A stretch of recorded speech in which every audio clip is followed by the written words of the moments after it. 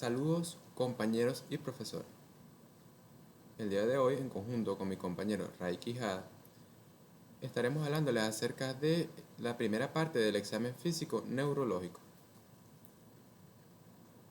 El examen neurológico es una evaluación del sistema nervioso, la cual se puede realizar en el consultorio del médico. Este se puede llevar a cabo con instrumentos como luces y martillos de reflejos, y generalmente no causa dolor al paciente. Debemos recordar que el sistema nervioso está compuesto por el cerebro, la médula espinal y los nervios que se conectan con estas áreas. El examen neurológico sigue siendo insustituible. Cada reflejo, cada respuesta motora y cada evaluación sensitiva van a ser pistas que nos van a permitir trazar una línea directa hacia el sitio exacto de la lesión en el sistema nervioso central o periférico. Este va a tener tres pilares fundamentales. En primer lugar, debe ser sistemático. Vamos a seguir un orden estricto. Generalmente va a ser cefalocaudal o de las funciones superiores a las periféricas. En segundo, siempre es comparativo. Siempre vamos a evaluar el lado derecho frente al lado izquierdo para detectar asimetrías sutiles. Y por último, este requiere la cooperación del paciente, ya que a diferencia de la auscultación cardiopulmonar, donde el paciente solo respira, aquí evaluamos las respuestas activas, lo que exige empatía, paciencia y claridad en las instrucciones.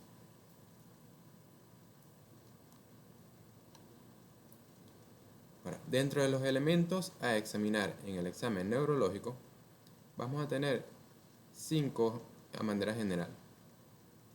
En primer lugar, tendremos el estado mental y las funciones cognitivas superiores, donde se evalúa el estado de alerta, la orientación, el lenguaje y la memoria. En segundo lugar, tendremos los pares craneales. Como tercer punto, la función motora y reflejo, donde estaremos evaluando el tono, el trofismo, la fuerza muscular y los reflejos osteotendinosos. También tenemos la función sensitiva, donde se valora la sensibilidad superficial, como el dolor y la temperatura, y profunda, como la propiocepción. Y por último tendremos la coordinación y la marcha y el equilibrio, donde estaremos evaluando las funciones cerebelosas y el sistema vestibular.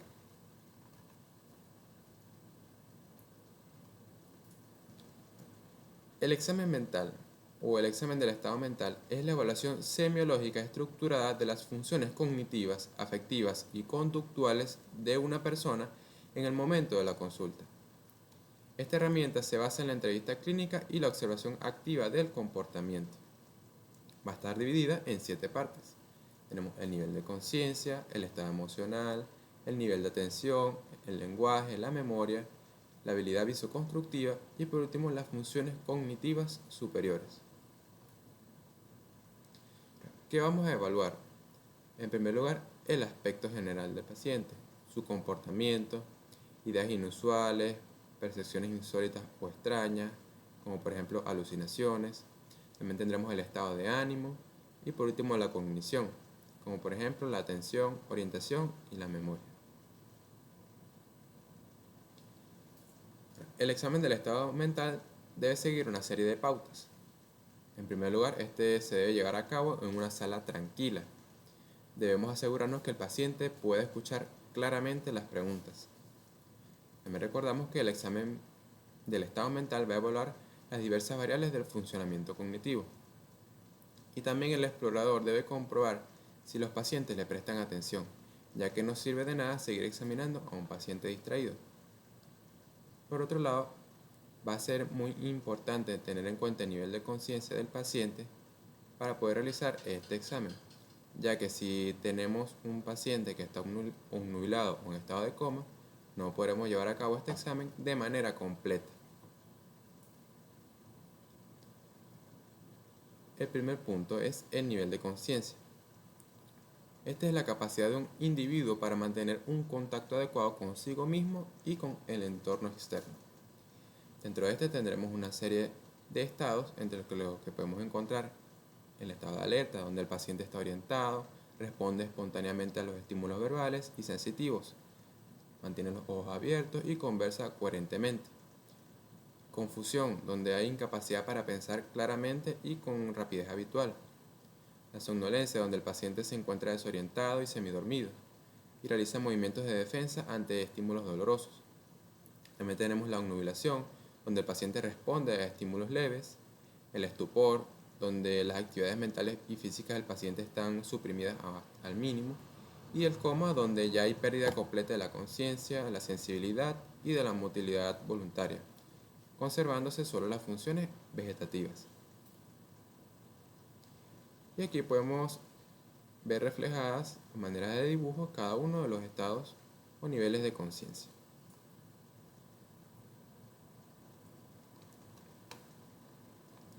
Para evaluar el estado de conciencia se observa la capacidad de respuesta del paciente ante estímulos, pueden ser verbales, táctiles o dolorosos, y su orientación en tiempo, espacio y persona. Una vez que sabemos que el paciente está despierto o alerta, evaluamos que también funciona su corteza. Ahora, en cuanto a la orientación, puede ser autopsíquica, es decir, quién es él, y alopsíquica, es decir, en tiempo y espacio. Para su exploración podemos realizar una serie de preguntas, como por ejemplo, para el tiempo, ¿qué día es hoy? ¿En qué mes o año estamos? En cuanto al espacio, ¿dónde se encuentra usted en este momento o en qué ciudad estamos? Y para en persona, ¿cuál es su nombre completo o a qué se dedica? Dentro de los hallazgos semiológicos tenemos la desorientación, la cual puede ser aislada en tiempo, la cual es la primera que se pierde, o también puede ser global. Para estandarizar la medición se utilizan unas escalas neurológicas validadas internacionalmente, como lo es la escala del coma de Glasgow, también tenemos el método rápido o ABDN, y la evaluación de las pupilas y reflejos.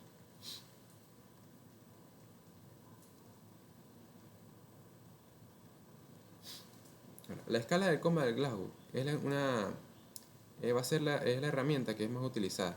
Esta nos otorga una puntuación a la respuesta ocular, verbal y motora, donde la puntuación máxima va a ser 15, donde tendremos un paciente totalmente consciente y orientado, y la mínima es 3, que nos puede indicar un coma profundo o muerte cerebral.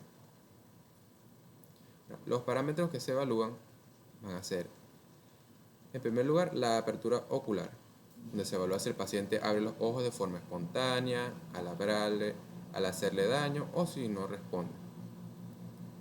Segundo, la respuesta verbal, donde se mide si el paciente está orientado y conversa, si responde con palabras inapropiadas o confusas, si emite sonidos incomprensibles o si no hay respuesta. También en tercero tendremos la respuesta motora, donde se valora si obedece órdenes, si localiza el estímulo doloroso, si retira la extremidad, si adopta posturas anormales o carece de movimiento. También por otro lado vamos a tener el método ABDN, el cual es utilizado frecuentemente en la atención prehospitalaria o en emergencias. Va a clasificar el estado en A, paciente alerta y despierto; B, que responde a estímulos verbales, es decir, al hablarle; D, que responde al dolor ante estímulos físicos; y N, que no responde a ningún estímulo. Por último tenemos la evaluación de las pupilas y de los reflejos. Además de las escalas, el evaluador va a revisar el tamaño, simetría y reacción de las pupilas a la luz, así como los reflejos del tronco encefálico para determinar la gravedad del daño neurológico.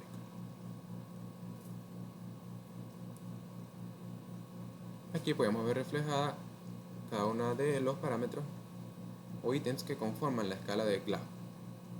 Con respecto a la apertura ocular, que evalúa 4 puntos, tenemos 4, que es espontánea, abre los ojos por sí solo; 3, que es al estímulo verbal, es decir, abre los ojos al hablarle; 2, al dolor, abre los ojos al aplicar un estímulo doloroso; o 1, sin respuesta.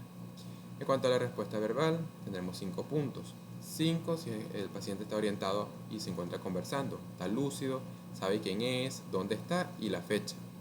4, si está desorientado pero se encuentra hablando, él responde pero está confundido. 3, si dice palabras inapropiadas o frases incoherentes. 2, si hay sonidos incomprensibles o solo emite quejidos. Y 1, si no hay respuesta. También tendremos, en el caso de la respuesta motora, 6 puntos, donde 6 es si obedece órdenes, levanta la mano o saca la lengua si se le pide. 5 si localiza el dolor, es decir, intenta retirar la mano del examinador al aplicar dolor. 4 si retira el dolor, flexiona el brazo al estímulo doloroso sin localizarlo. 3 una flexión anormal, donde adopta una postura de decorticación, con los brazos flexionados sobre el pecho. 2 si hay una extensión anormal, donde hay una postura de descerebración, con brazos rígidos y extendidos. Y 1 si no hay respuesta. En cuanto a la evaluación de las pupilas, tendremos que se debe utilizar una linterna médica en un ambiente con una luz tenue para poder apreciar adecuadamente los reflejos. Se evaluará el tamaño y simetría. Ya sabemos que las pupilas normales deben medir aproximadamente entre 2 milímetros y 5 milímetros. Estas podrán ser isocóricas cuando son del mismo tamaño, anisocoria cuando una pupila es visiblemente más grande que la otra, miosis donde ambas pupilas se encuentran extremadamente contraídas, por ejemplo en la intoxicación por opioides, la midriasis donde ambas pupilas están extremadamente dilatadas, como por ejemplo en el caso de falta de oxígeno o de daño cerebral severo. También se evalúan los reflejos pupilares, como el reflejo fotomotor directo. Al iluminar un ojo directamente, la pupila se debe contraer al instante. El reflejo consensual, en el cual tenemos que al iluminar un ojo, la pupila del ojo contralateral también debe contraerse de manera simultánea.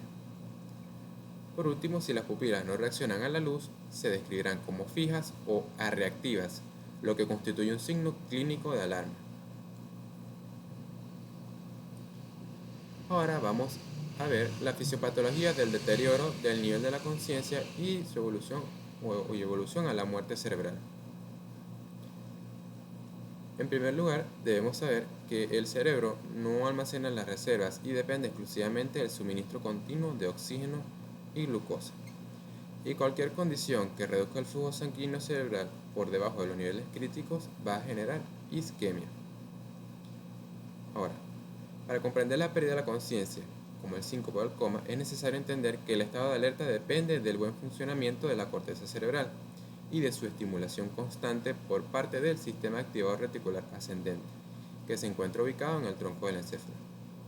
La conciencia se pierde cuando se altera este sistema, ya sea por un daño físico, falta de nutrientes o fallas en su red eléctrica.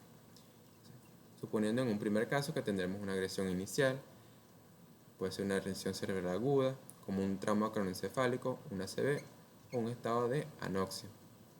Va a ocurrir una disminución del aporte de oxígeno y glucosa y se va a generar un daño celular primario, donde va a haber fallos en la bomba sodio-potasio y va a haber despolarización sostenida y edema citotóxico esto debido a la entrada de agua y sodio. Por esto tendremos una respuesta fisiopatológica e isquemia secundaria. Va a haber un aumento de la presión intracraneal, tendremos edema cerebral, vasogénico y citotóxico y un efecto de masa, que me va a traer como consecuencia disminución de la presión de perfusión cerebral. Tendremos activación microglial e inflamación, también mediada por glutamato. Seguido a esto, o posterior a esto, tendremos un deterioro del nivel de la conciencia. El paciente se encontrará en un estado de somnolencia, o nubilación, o puede llegar a un estado de coma profundo. Todo esto debido por el edema cerebral vasogénico y citotóxico, y también a un compromiso del sistema activador reticular ascendente en el tronco encefálico y la corteza cerebral, ya que las neuronas del SARA dejan de enviar señales excitatorias, neurotransmisores como la acetilcolina o el glutamato, hacia la corteza cerebral, y la corteza cerebral se va a desconectar funcionalmente del tronco del encéfalo. Entonces, al apagarse simultáneamente la corteza cerebral y el SARA, se desencadena la pérdida de la conciencia. También el centro motor va a perder el control, provocando el colapso y la pérdida del tono postural. Por otro lado, también como consecuencia de todos estos eventos tendremos la formación los síndromes de herniación por compresión crítica de estructuras. Tendremos desplazamiento del tejido cerebral por una alta presión intracraneal y compresión del tronco encefálico y de los pares craneales, donde la más común es la hernia uncal. Y por último, tendremos la muerte cerebral, que va a ser el cese irreversible de las funciones encefálicas. Va a haber isquemia global y necrosis panencefálica. pérdida irreversible de la función de la corteza y del tronco encefálico, y tendremos ausencia de reflejos del tronco, apnea y un electroencefalograma plano. Entonces, como resumen de este mecanismo, tendremos primero una lesión inicial, formación de edema y un aumento de la presión intracraneal. Tendremos hipoperfusión global, que me va a traer como consecuencia un fallo en el tronco encefálico, y por último, un cese de las funciones vitales de manera irreversible.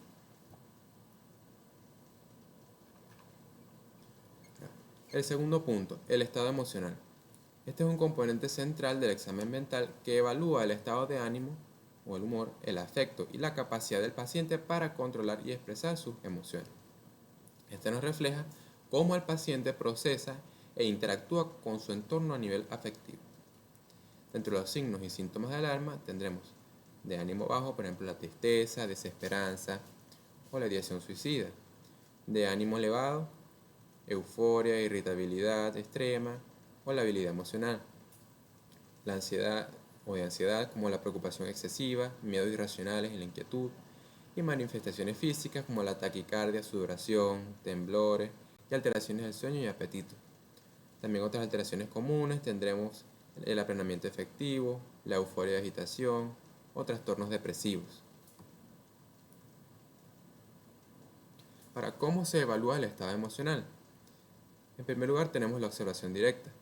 Debemos ver las expresiones faciales, la postura, la gesticulación, el tono de voz y el cuidado personal, para saber si concuerda lo expresado verbalmente con el lenguaje corporal.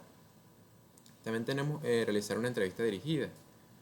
Podemos preguntarle al paciente cómo describiría su estado de ánimo hoy o cómo se ha sentido últimamente.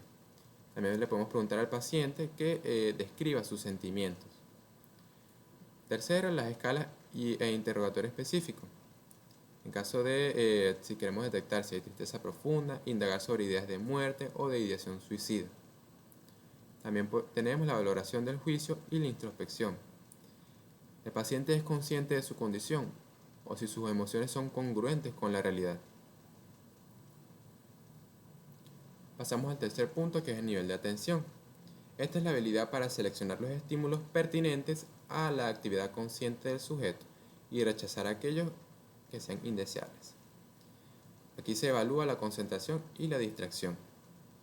En cuanto a su interpretación, esta puede ser normal cuando es fluida y sin errores, y puede ser por déficit en caso o debido a una distractibilidad, perseveración, lo cual sugiere delirio, demencia o lesiones frontales o de los lóbulos temporales.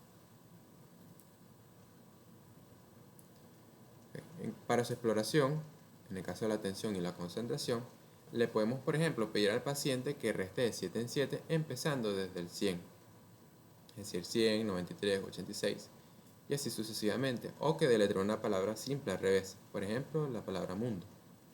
En cuanto a los hallazgos semiológicos, tenemos la aproxexia y la hipoproxexia, que es la ausencia o disminución, respectivamente, notable de la capacidad de atención, que es común en los síndromes confusionales agudos o de delirio.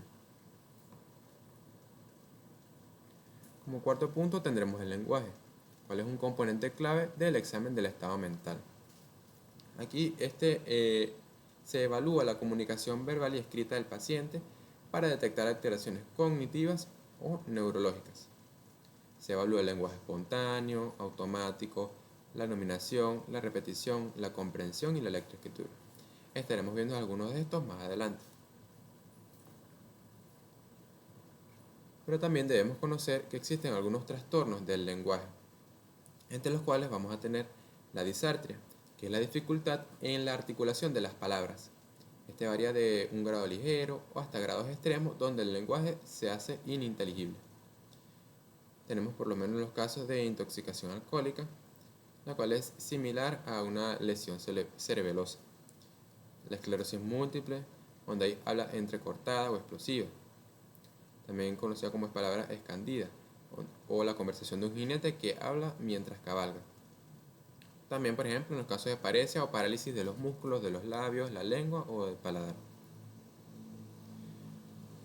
Tenemos la disfonía, el cual es un trastorno que resulta de las alteraciones de los órganos fonatorios y puede estar presente en las afecciones laringias o en los casos de insuficiencia respiratoria crónica, Como causas, para efectos a nivel neurológico, tenemos una lesión del nervio laringio recurrente o una tumoración que me esté comprimiendo dicho nervio.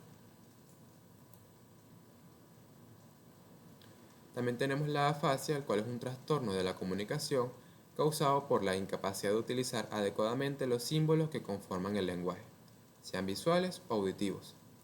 Dentro de los tipos de afasia que podemos mencionar se encuentra la afasia sensorial o de Wernicke, la cual es la pérdida de la capacidad de interpretar los símbolos o las palabras. La afasia motora o de Broca, lo cual es la incapacidad de convertir las imágenes y el pensamiento en palabras. Y tendremos también las afasias mixtas, donde hay incapacidad de comprender y expresarse adecuadamente. Ahora, dijimos que en cuanto a la exploración del lenguaje, vamos a estar, valga la redundancia, evaluando 4 componentes esenciales. Tendremos en primer lugar el lenguaje espontáneo, donde vamos a escuchar si su habla es fluida, si tiene sentido o si el paciente arrastra las palabras. También tenemos la comprensión, donde le podemos dar una orden, por ejemplo, tome este papel con la mano derecha, que lo doble a la mitad y lo coloque en el suelo. La repetición, donde le pedimos que repita una frase compleja, por ejemplo, 3 tristes tigres. Y tenemos la nominación, donde le podemos mostrar un objeto, por ejemplo, un bolígrafo o un reloj, y le preguntamos qué es. En cuanto a los hallazgos semiológicos, tendremos, como ya mencionamos, la afasia de Broca o motora, donde el paciente comprende pero no puede expresarse de forma fluida o articulada. La afasia de Wernicke o sensitiva, donde el paciente habla con fluidez pero lo que dice no tiene sentido, como la jeringosa, y no comprende las órdenes. Tenemos la disatria, el cual es un trastorno puramente motor de la articulación de las palabras, donde la corteza comprende y crea la palabra pero los músculos de la fonación fallan. Como quinto punto tendremos la memoria. Este es un proceso que permite al individuo almacenar información, la cual más tarde puede ser evocada y llevada a la conciencia. Tendremos 3 tipos de memoria: la mediata, la reciente y la remota. La mediata es aquella en la cual la evocación se produce a los pocos segundos de registrado el estímulo, como ocurre en la repetición de los dígitos. La reciente es aquella en la cual la evocación se produce a los minutos, horas o días de haberse adquirido el material nuevo. Este es el tipo de memoria que nos permite recordar los eventos de la cotidianidad. También tendremos la memoria remota, en la cual el sujeto retiene el recuerdo de hechos que hace años ocurrieron, tales como pueden ser el nombre de los maestros, la fecha de graduación o sucesos históricos importantes. Este corresponde esencialmente al bagaje de conocimientos adquiridos por la persona a lo largo de su vida. Entonces, aquí se evalúa para detectar los déficits cognitivos, diferenciando entre los diferentes tipos de memoria mediante pruebas estandarizadas y la observación clínica. Ya dijimos que esta está clasificada en inmediata, que es en segundos, a corto plazo, minutos a horas y a largo plazo, de meses a años.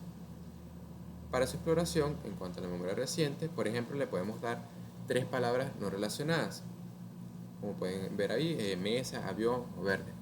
Le vamos a pedir que las repita inmediatamente y le diremos que las recuerde porque se las volveremos a preguntar en 5 minutos.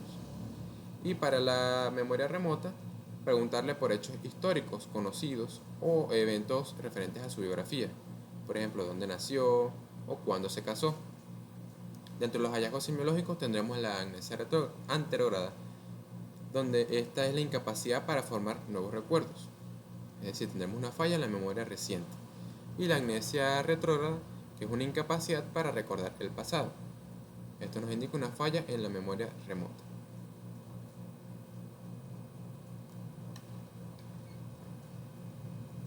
Como sexto punto tendremos las habilidades visoconstructivas. Estas evalúan la capacidad para planificar, organizar y ejecutar movimientos en el espacio, con el fin de integrar información visual y crear dibujos o ensamblar estructuras. Estas pruebas evalúan la praxia constructiva. Dentro de los componentes de las habilidades visoconstructivas y las funciones cognitivas tendremos, en primer lugar, el análisis visoespacial, el cual nos va a permitir comprender las relaciones entre los objetos, su distancia, formas y tamaños. Este tiene un componente motor, que son las praxias, la cual es la habilidad de poner en marcha de manera voluntaria los movimientos precisos para dibujar una figura geométrica o armar un rompecabezas. También tendremos las funciones ejecutivas, donde aquí intervienen para planificar la tarea, mantener la atención y organizar los pasos de manera secuencial que van a ser necesarios para poder finalizar esa construcción. Ahora, ¿cómo lo vamos a evaluar? Tenemos diferentes métodos. Comenzando tenemos el test del reloj, donde le vamos a pedir al paciente dibujar un reloj, colocar todos los números y marcar una hora específica. Tenemos la figura compleja de Reid-Osterried, la cual consiste en copiar y luego reproducir de memoria un dibujo geométrico que es complejo. Y también tenemos el test gestáltico visomotor de Bender, el cual implica copiar una serie de 9 tarjetas con figuras geométricas simples. Resultados normales indica que las vías occipitotemporales y occipitoparietales funcionan correctamente.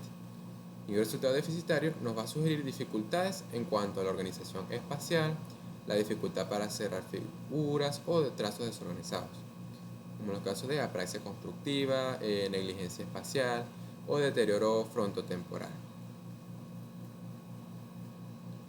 Por último, tenemos las funciones cognitivas superiores, las cuales corresponden al nivel más alto de las habilidades intelectuales del ser humano. Aquí vamos a evaluar el procesamiento del material aprendido, el pensamiento abstracto, la toma de decisiones y el cálculo. Dentro de estos también se evalúa lo que es la praxis y la gnosis. La praxis es la capacidad de ejecutar movimientos motores aprendidos. Para su exploración le podemos pedir al paciente que simule cómo se cepilla los dientes o cómo se peina. En cuanto a los hallazgos semiológicos, tendremos la apraxia, que es la incapacidad de realizar el movimiento a pesar de tener la fuerza física para poder realizarlo. Por otro lado, las noxias la noxia es la capacidad de reconocer estímulos a través de los sentidos. Para su exploración le podemos pedir al paciente que cierre los ojos y le colocaremos una llave o una moneda en la mano y le pedimos que le identifique solo tocando. En cuanto a los signos o hallazgos, tenemos la agnosia, por ejemplo la asterognosia, donde no reconoce el objeto por el tacto. O también tenemos la agnosia visual, donde el paciente ve el objeto, pero no sabe lo que es. Bueno, aquí les traigo también los tipos de agnosia, donde tenemos la esterognosia, que es el reconocimiento de objetos a través del tacto, la grafestesia, que es el reconocimiento de un dibujo en alguna parte del cuerpo, la somatognosia, que va a ser el reconocimiento del propio cuerpo y posición en el espacio, la anosognosia, que va a ser el reconocimiento de enfermedad y secuelas, y la kinestesia, que es el reconocimiento del movimiento. También tenemos tipos de apraxias, que pueden ser ideatorias, constructivas, del vestido, de la marcha y bucolingofacial. Ahora, a manera de resumen, podemos observar los parámetros de funcionamiento cognitivo que deben explorarse. En primer lugar, vimos la orientación, donde examinaremos los 3 parámetros correspondientes a la orientación: persona, tiempo y lugar.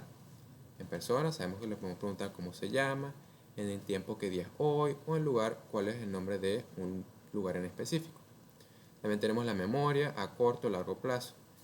Para corto plazo, pedirle al paciente que repita 3 objetos tras dejar de pasar entre 2 a 5 minutos.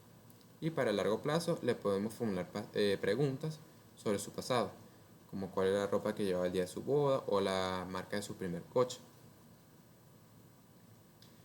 También tendremos otro tipo de evaluaciones, matemáticas, donde le pedimos, como mencionamos anteriormente, al paciente que empiece en 100 e ir restando de 7 en 7. También otro tipo de evaluación de la atención y concentración, le pedimos al paciente que deletree una palabra de 5 letras hacia adelante y hacia atrás, como mencionamos anteriormente, la palabra mundo. También tenemos la búsqueda de palabras, donde le pedimos que mencione tantos objetos de una sola categoría como pueda. La denominación de objetos, donde le pedimos levantar un objeto común, un bolígrafo, y solicitarle al paciente que diga su nombre y el nombre de una parte de él. También otro tipo de de evaluaciones el seguimiento de órdenes que vimos en la parte del lenguaje. Comenzar con una orden única, tocarse la nariz con la mano derecha o, como vimos el ejemplo del papel, que toma un papel con su mano derecha, lo doble por la mitad y lo coloca en el piso. También con respecto a la escritura, le pedimos al paciente que escriba una frase completa. Debe contener un sujeto, un sentido lógico y no se deben tener en cuenta los errores ortográficos. También como parte de las habilidades visoconstrictivas vimos la orientación espacial, donde podemos en este caso vemos reflejado el ejemplo del reloj, que dibuja un reloj con una hora específica, o dibujar pentágonos, donde él dibujará dos pentágonos, los cuales se intersectan. Y por último, para evaluación de las funciones cognitivas superiores, tendremos como ejemplo el razonamiento abstracto. Dentro de este, la categorización. Le pedimos al paciente que identifique un tema unificador entre 3 o 4 objetos. Por ejemplo, como me refleja en la imagen, si todas son frutas, todos son vehículos de transporte o instrumentos musicales. También con los refranes o proverbios. Le pedimos al paciente que interprete un proverbio moderadamente desafiante, como puede ser: las personas que viven en casas de cristal no deben arrojar piedras. Y con respecto al juicio, le podemos plantear escenarios hipotéticos. Le podemos preguntar al paciente sobre una situación hipotética la cual requiere un buen juicio. ¿Cómo qué haría si encontrara una carta sellada en la acera? Ahora pasamos a la segunda parte, que es la evaluación de los pares craneales. Como sabemos, existen 12 pares craneales. Yo les estaré hablando acerca de el primer par, que es el olfatorio, y el segundo, que es el óptico. Los demás pares serán mencionados y explicados por mi compañero. Debemos saber, a manera general, que los nervios craneales tienen su origen, en su mayoría, a nivel del tallo cerebral, y que estos van a tener una serie de componentes funcionales de acuerdo con el tipo de fibras, sean aferentes o eferentes, y las estructuras que sean por ellas inervadas. Entonces, dentro de los aferentes encontraremos, o pares sensitivos, encontraremos al nervio olfatorio, el óptico y el vestíbulo coclear. Entre los pares motores o eferentes tendremos al oculomotor, al troclear, el abducens, el accesorio y el hipogloso. Y dentro de los pares mixtos tendremos al trigémino, el facial, el glosofaringio y el vago.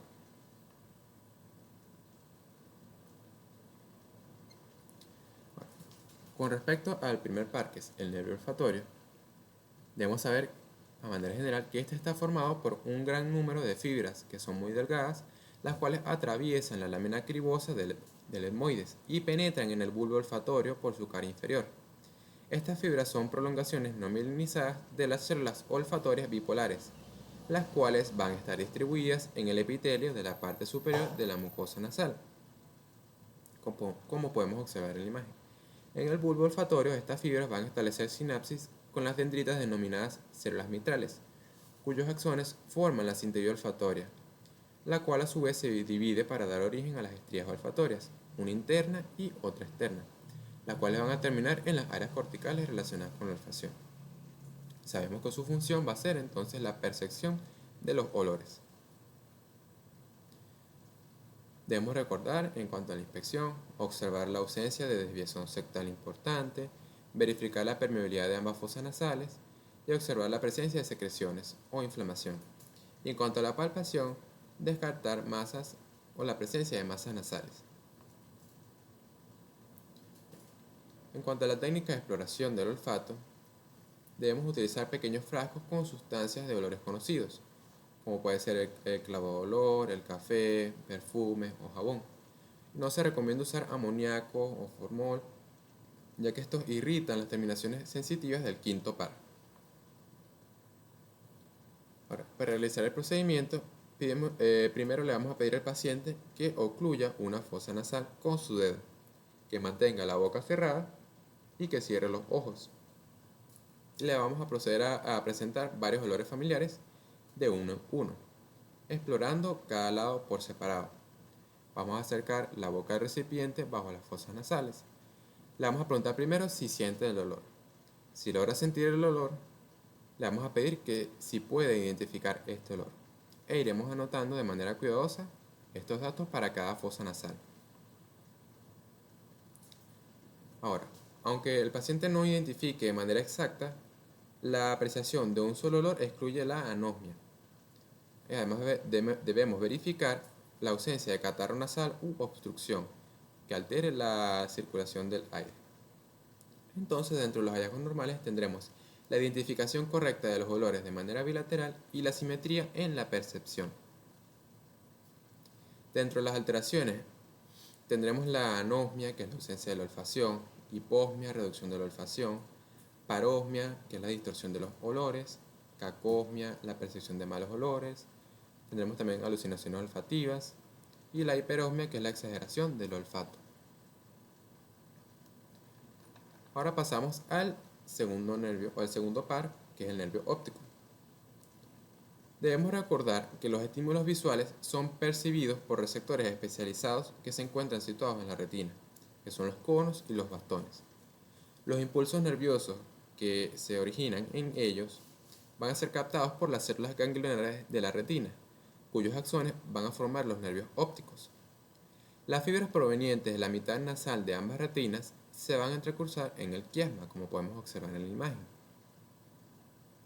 Las fibras nasales, juntamente con las fibras originadas en la mitad temporal de la retina del ojo del lado opuesto, van a constituir la cintilla óptica, la cual va a terminar en el cuerpo geniculado externo, donde tiene su origen las radiaciones ópticas o el fascículo genículo-calcarino.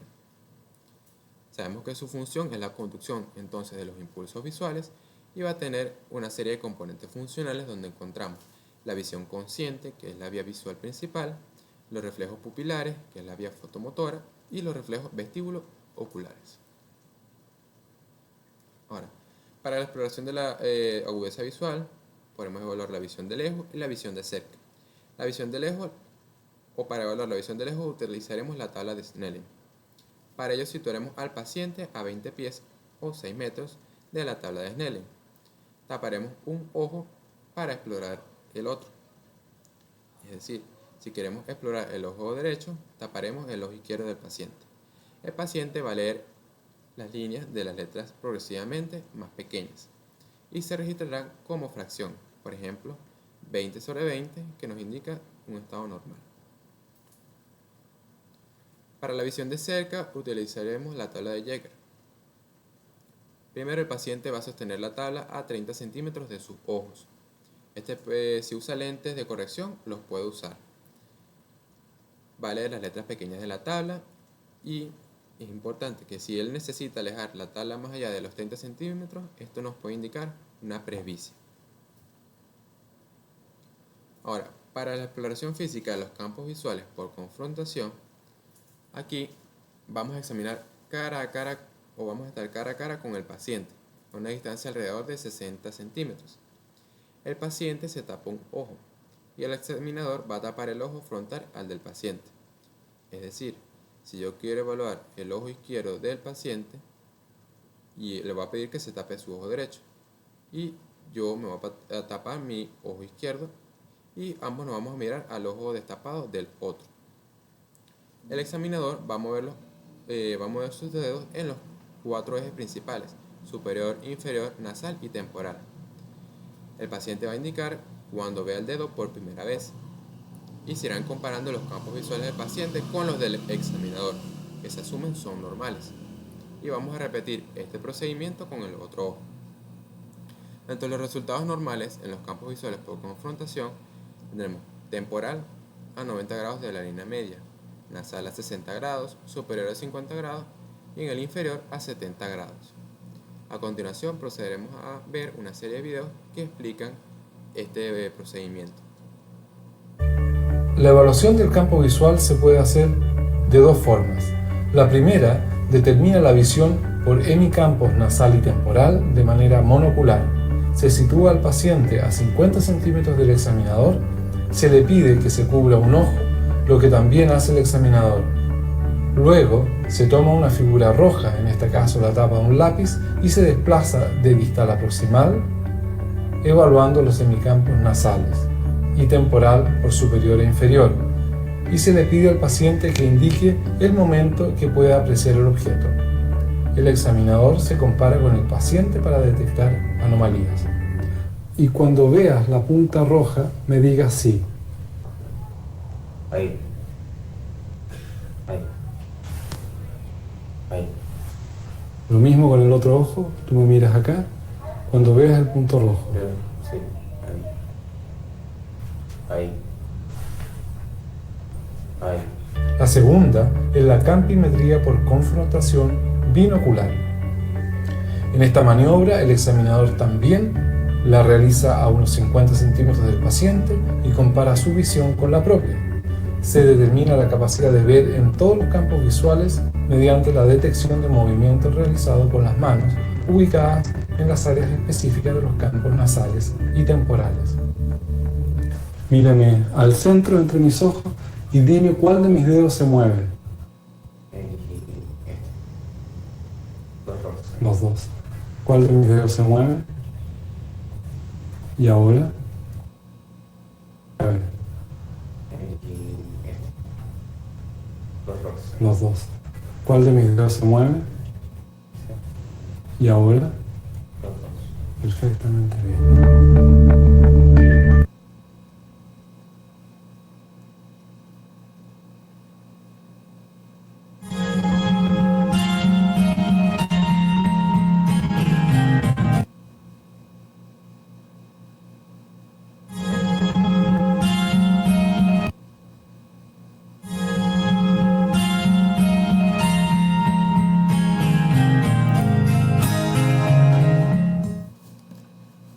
¿Para qué sirve este examen? Este examen se realiza para detectar defectos campimétricos severos. ¿Cómo se realiza? Se comienza evaluando el campo visual del ojo derecho. Para esto, le solicitamos al paciente que tape su ojo izquierdo o podemos parcharlo, y nosotros cerramos nuestro ojo derecho. Nos sentamos enfrente y le pedimos que mire nuestra nariz. Exploramos el campo visual moviendo la mano en cada cuadrante y se le pregunta al paciente cuál es la mano que se movió, izquierda, derecha o ambas a la vez. Repetimos luego el mismo procedimiento para evaluar el ojo izquierdo. Mirando siempre entonces con mi ojo, dime cuál muevo. Las dos. Derecha. Derecha. Las dos. Derecha. Derecha. ¿Cuándo puede estar alterado? El campo visual por confrontación nos permitirá detectar anormalidades grandes del campo visual, como las que se observan, por ejemplo, en un glaucoma avanzado, lesiones de la vía óptica o un desprendimiento de retina extenso.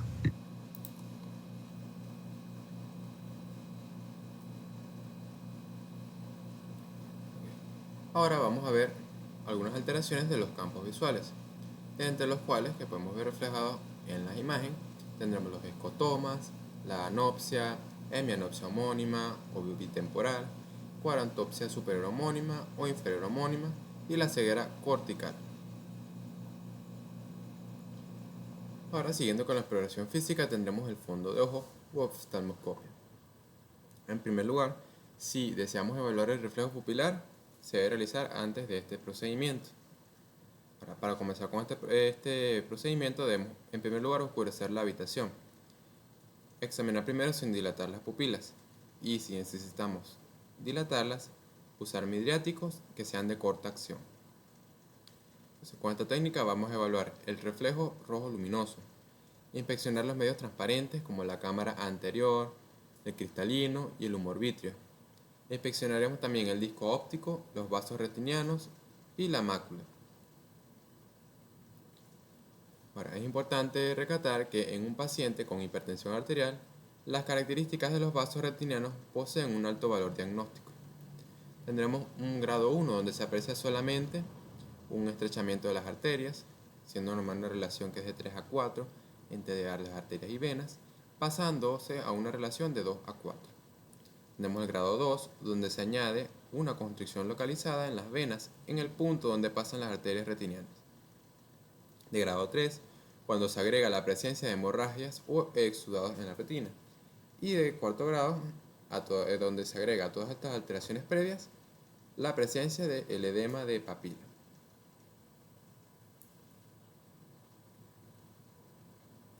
Y por último tendremos, en cuanto a la exploración física, los hallazgos normales importantes: un disco óptico redondo u oval, con los bordes bien definidos, de color blanquecino, rosado. Excavación fisiológica ligeramente deprimida, la cual ocupa alrededor de 1/3 del diámetro del disco. En cuanto a los vasos, las arteriolas son un 1/3 del tamaño de las venas, sin estrechamiento ni melladuras. Relación arterias-venas de 2:3 a 3:5. Y en cuanto a la mácula, esta es más oscura que el fondo circundante, con un reflejo foveolar central. Por último, patologías frecuentes en cuanto a la inspección tendremos el edema de papila, donde hay un borramiento del borde del disco, y la atrofia óptica, por un disco donde encontraremos un disco pálido, blanco o gris. Muchas gracias.